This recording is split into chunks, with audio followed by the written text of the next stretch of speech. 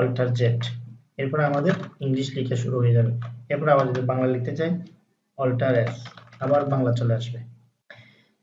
এই সেটিংসটা করার জন্য আমরা চলে যাব মেনু বারে, মাউসের রাইট বাটন ক্লিক করে কাস্টমাইজ দ্য রিবন, সেখানে ক্লিক করার পর আমরা এখান থেকে চলে যাব ফন্ট অপশনে ক্লিক করে কাস্টমাইজে যাওয়ার পর আমরা এখান থেকে ফন্ট সিলেক্ট করে দিব, এই যে ফন্ট। এরপর আমরা কোন কমান্ড দিয়ে আনতে চাচ্ছি সেই কমান্ড আমরা দিয়ে দিব। সাপোজ আমি বাংলা আনতে চাচ্ছি, অল্টার এস প্রেস করলে বাংলা চলে আসবে। এরপরে আমাকে ফন্ট সিলেক্ট করে দিতে হবে, ছোট নিয়ম যে অল্টার এস, এটাকে আমি অ্যাসাইন করে নিলাম। এরপর আরো একটা ফন্ট আমি সেটআপ করব, সেটা হচ্ছে অল্টার জেড। অল্টার জেড দিলে অটোমেটিক্যালি ইংলিশ ফন্ট চলে আসবে।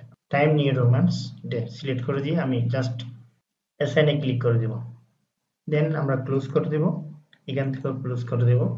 এরপর আমরা একদম শর্টকাট ভাবে আমাদের ফন্টটা দেখেন অল্টার জেড দেওয়ার সাথে সাথে অটোমেটিক্যালি সূত্রে এমজে চলে আসতেছে। এরপর আমরা যদি পরের লাইনে এসে অল্টার জেড দিই অটোমেটিক্যালি ইংলিশ চলে আসতেছে। এরপর আমাদের কন্ট্রোল অল্টার বি দিয়ে অবশ্যই কিবোর্ড সেটিং করে নিতে হবে।